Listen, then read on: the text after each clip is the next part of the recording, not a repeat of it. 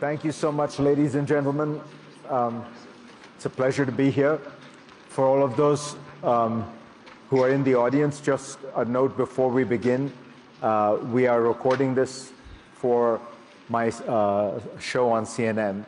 So if you cannot make any loud demonstrations of approval or protest, either way, we'll be equal opportunity discriminators in this regard.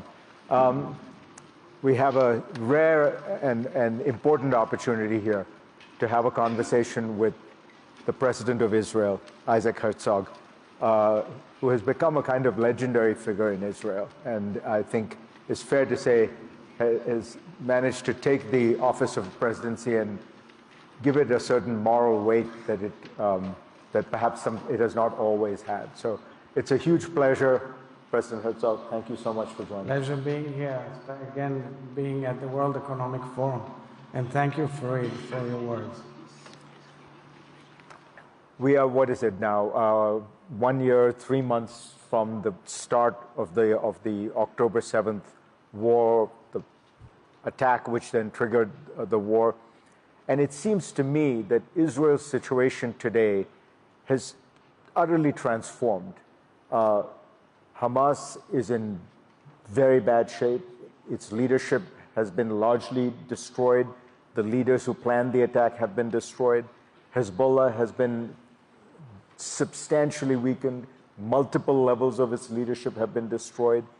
Iran has, its air defenses have been essentially neutralized.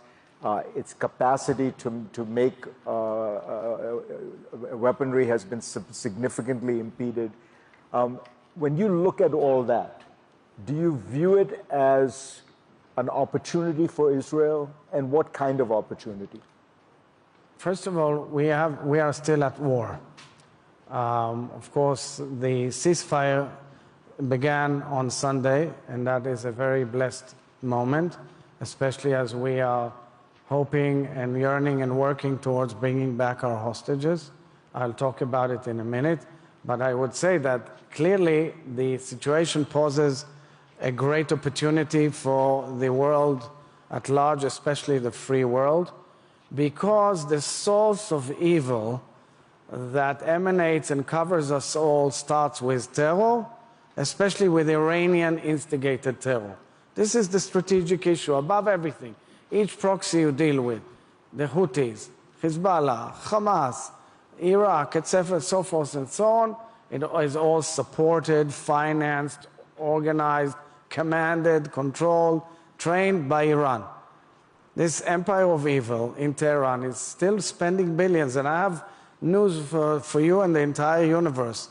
They are working day in, day out, even now, rather than soul-searching, looking in the mirror, seeing how they failed and how much damage and havoc and sorrow they created with their barbaric attacks with their proxies. They are continuing endlessly rushing towards the bomb. And, of course, planning all the time terror attacks world over and in our region, including predominantly the regime and its organizations, the IRGC, as the main focus. And I'm warning the world not to fall into kind of an aura of optimism, but rather be lucid about it. Yes, there is an opportunity, a huge opportunity, to change the course of the Middle East for the better, but there is also huge risk so long as this regime in Iran stays put and continues its efforts. It can stop its efforts, but it still continues its efforts. But let me ask you then, what would you advocate happen with Iran? Because right now, the United States has already a fairly strong, I mean, there are sanctions against Iran. The United States supported Israel when it went after Iran's air defenses. Do you believe this is the moment to strike Iran? Do you believe it's the moment to confront Iran with a new nuclear deal, which is, you know, no nuclear program, but also no support for proxies? So I would be, of course, cautious in what I say because of the sensitivity. You know, President Trump was sworn in yesterday. I congratulate him wholeheartedly. I think this will be a main issue on his agenda in the very near future. and it will have to be deliberated between Israel and all the rest of the region with the US administration. Clearly, one thing has to be absolutely clear: Iran cannot have nuclear capabilities, and two, Iran has to stop with its proxies and this kind of axis of evil which has caused such tremendous pain. We are seeing historical change. We're seeing change in Lebanon, we're seeing historical change in Syria, we are seeing historical change, hopefully, in the Gaza Strip. This will require an enormous effort, but I must point out, and here zoom in on the key to it all is a hostage deal, meaning once now we've had the opportunity to reach a hostage deal, which was very difficult to reach this agreement. It is very painful, very difficult. I met today with the Prime Minister of Qatar, Sheikh Mohammed al-Thani. I want to thank him for his incredible efforts, as well as all the other mediators, Egypt, and of course the United States, the outgoing administration, and the incoming administration. They were extremely, extremely helpful. This is the key to opening the door. We still have so many hostages in Gaza, in the dungeons of Gaza, going through barbaric torture. One of them is the grandfather of Daniel Lifshitz. Right here, Daniel, stand up. Daniel is a 36-year-old Israeli, a wonderful guy. The family comes from kibbutz Nir Oz. It's a kibbutz which was devastated, burnt, and abducted and raided by terrorists, and many hostages were taken hostage, including his grandfather and his grandmother. His grandmother, Yocheved, a heroine in and of herself, was freed, and she is unbelievably strong and impressive. His grandfather, Oded, who's 84 years old, has been there in captivity. He's in the list for the first round. Oded is a huge peace activist. Oded would volunteer for Palestinians in Gaza every day to take them to Israeli hospitals, and yet he was taken in the most brutal way to Gaza.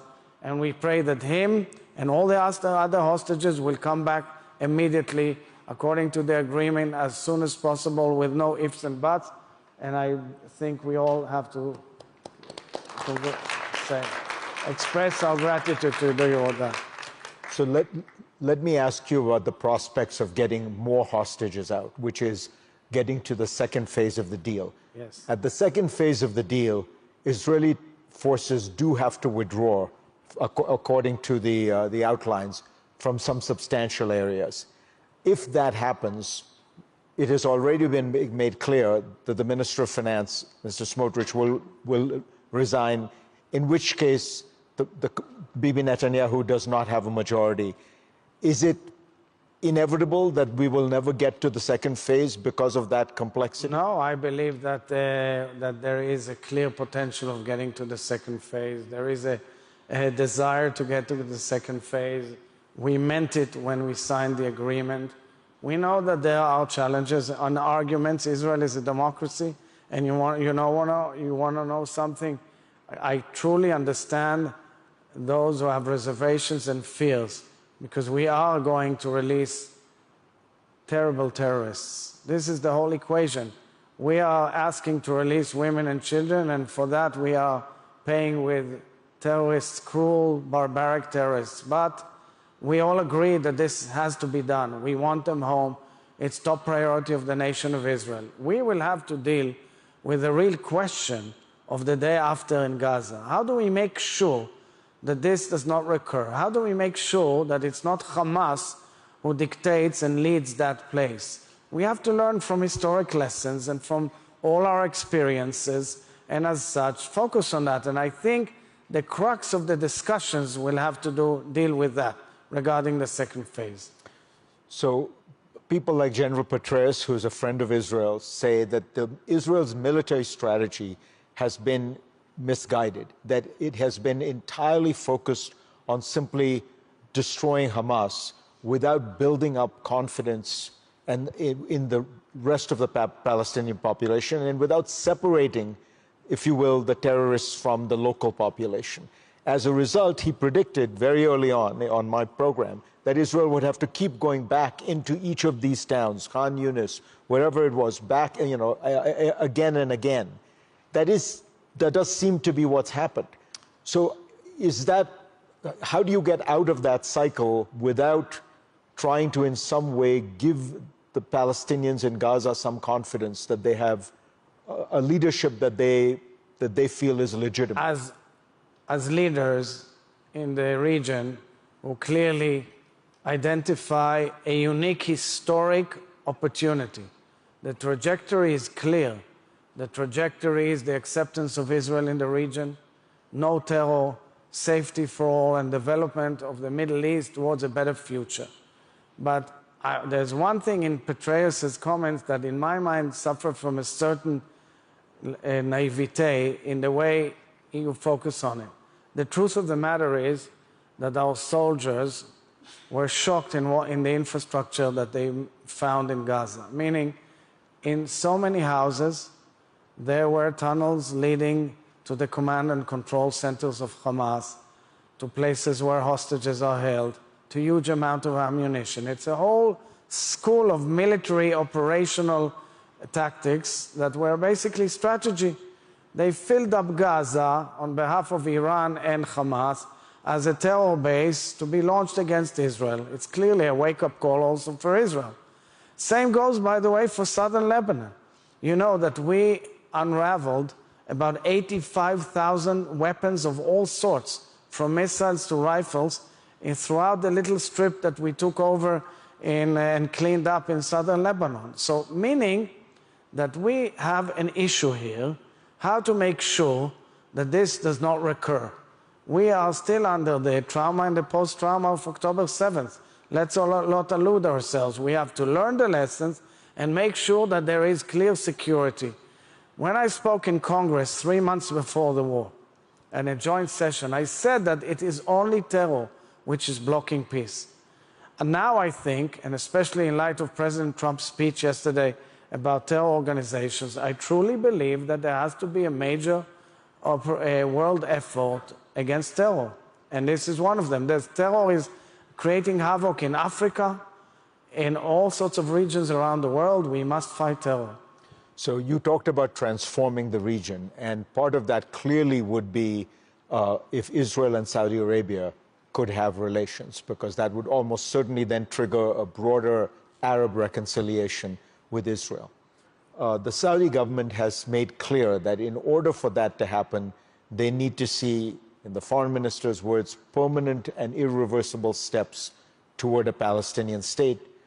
The Crown Prince of Saudi Arabia has talked about a return to 67 borders.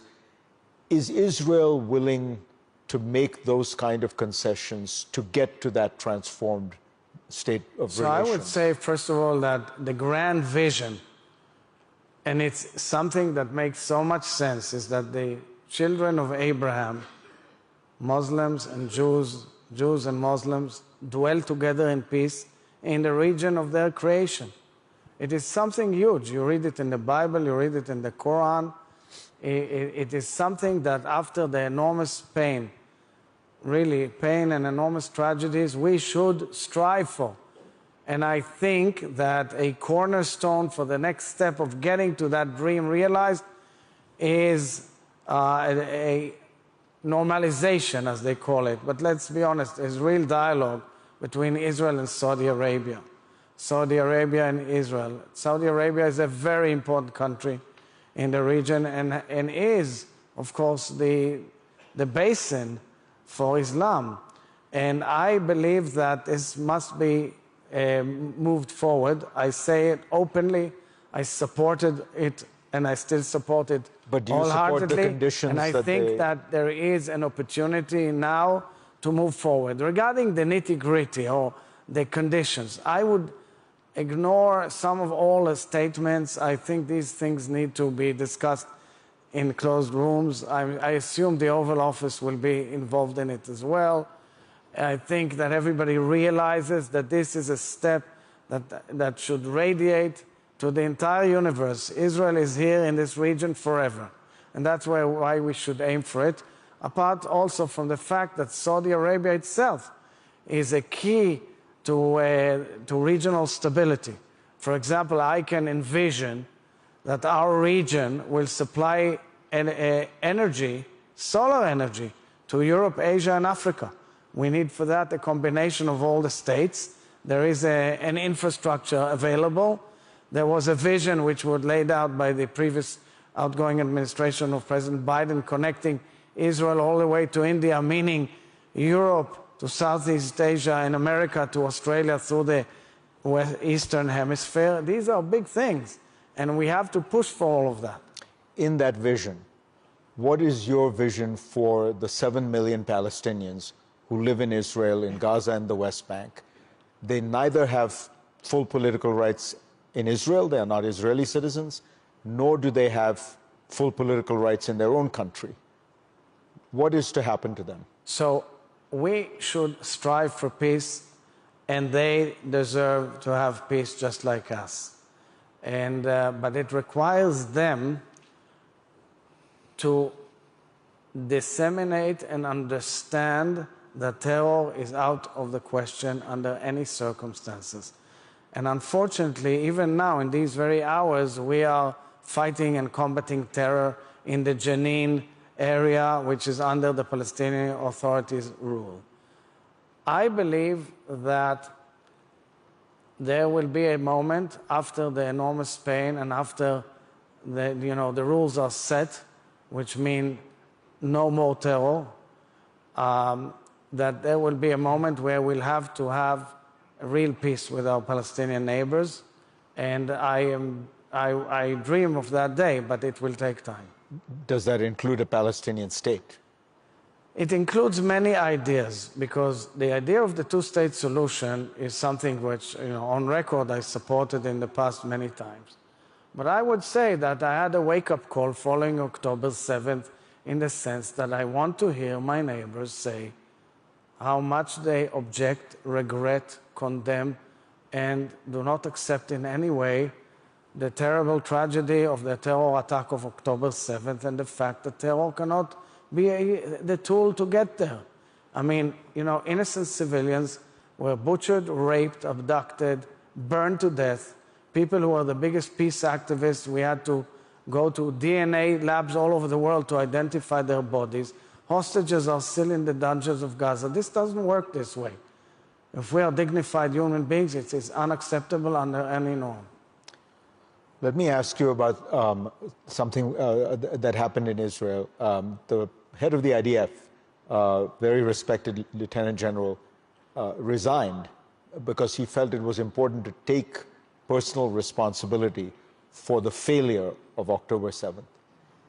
Should that be the extent of it, or is there also political responsibility, for example, in creating a division between the Palestinian Authority and Gaza, in funding Hamas indirectly through the Qataris as a way of keeping the Palestinian leadership divided?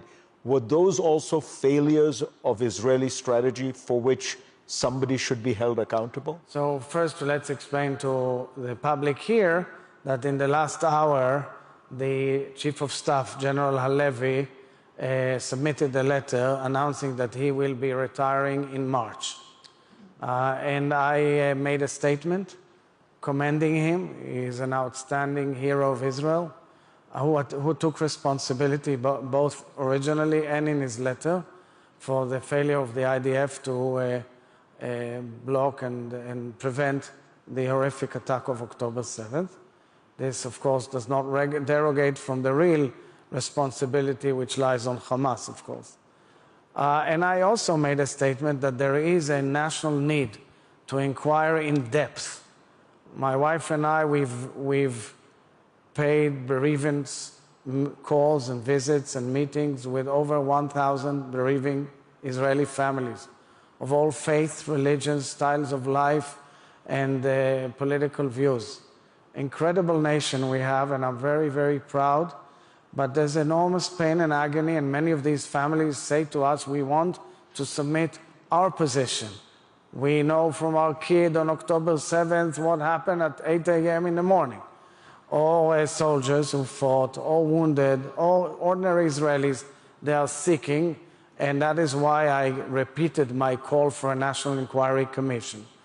A National Inquiry Committee is by Israeli law an instance, a tribunal that can investigate this in depth, and then of course you'll have the political ramifications you're alluding to. Not only that, we are a democracy. Everything is debated out in the open. We are a very vibrant, successful democracy. With all its challenges and problems, it is impressive to see how the debate goes on in hundreds of websites, in demonstrations in the streets, in public debates and so forth and so on, and TV channels and in the parliament.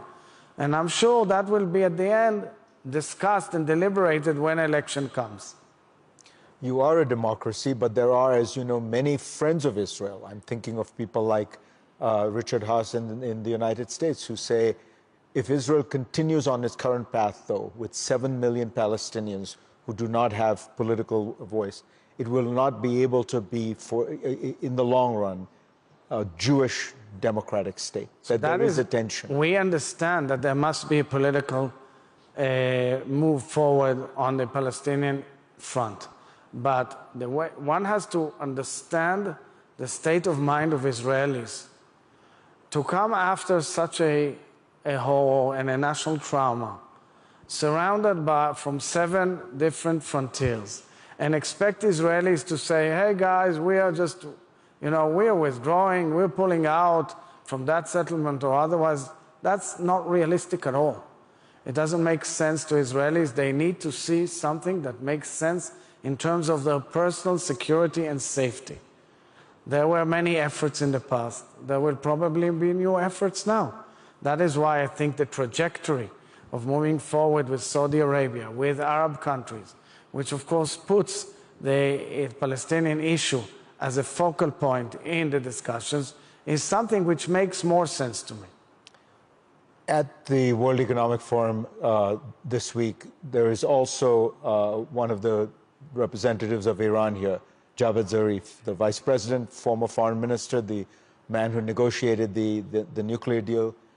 Do you have any message for him? Is there any possibility of a dialogue? I'm not sure he is directly involved anymore in the real decision-making process through the Iranian leadership, although he holds title. The JCPOA was one venue that collapsed. And the real issue is that in the interim, we've seen that parallel to developing more and more capabilities which threaten world stability, I mean, that nation goes on and on and on and on, spending billions on account of its citizens, just to create havoc, terror, pain, undermine. It's unbelievable. It's a nation with great history, a great culture, and they've deviated into a rogue state, which calls the only nation state in the world that calls for the annihilation of another nation state. So that is why we're very suspicious, meaning we believe that there has to be clear message set by world leadership to the Iranians, no more. And we try to explain it. Look, our homes were attacked by Iranians. We were under sirens in shelters. Of course, we took serious steps back against them. But it has to be clear that this is unacceptable in the new era that was declared yesterday. Let's hope for that. Finally, taking into account everything you've said, I want to take us back to the fundamental question of Israel's security situation, which to me looks like it is massively improved. Syria, Assad is gone, Iran is weakened, right? Yeah. Does that all leave you more optimistic, or because of all the the real issues, are you more wary than optimistic? No, I'm actually definitely more optimistic. And I think, our people, our nation, has shown immense resilience. People left their homes, people older than you and me even, all the way up to the age of 96, volunteered and went to the army. Many of them are still serving hundreds and hundreds of days, leaving everything behind simply to make sure that it doesn't happen again. This is the message we got. That is why, think about the enormous pain that was involved in getting to the hostage deal, which every Israeli wants to see them home, but is worried. We don't want this to return. We want to change the reality to the better. We did that in many ways. And of course, with the support of allies and the United States of America. But at the end, it was our people, our heroes, and many paid with their lives. So I am absolutely optimistic. I'm always optimistic about the eternity of Israel. But when it comes to the details, as you can see, I want to be lucid, mainstream, cautious. And I think we can do both. Strive to continue to change, not only by way of military operations, but also by way of diplomacy, but also never lose sight of the risks. President Herzog, thank you very much. Great pleasure. As always. That was terrific. Thank you all.